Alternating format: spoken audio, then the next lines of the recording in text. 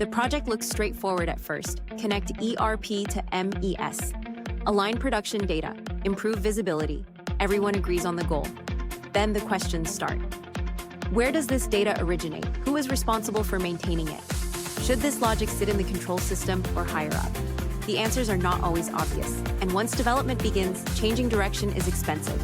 Most integration challenges are not caused by a lack of technology. They happen because system boundaries were never clearly defined. ISA-95 was built to solve that problem.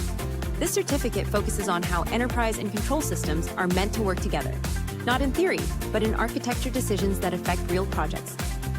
You learn how ISA-95 structures system levels, how information models are organized, how responsibilities are separated so that ERP, MES, and control systems each serve their intended role.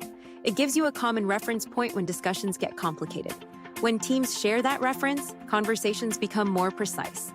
Assumptions are surfaced early. Interfaces are defined intentionally. The architecture holds together because it was designed with structure, not improvisation. The ISA-95 standard is developed and maintained by the International Society of Automation. Training directly with ISA connects you to the organization behind the framework and the industrial context in which it was built. There are no prerequisites. To earn the certificate, you complete the designated training and pass a multiple-choice exam.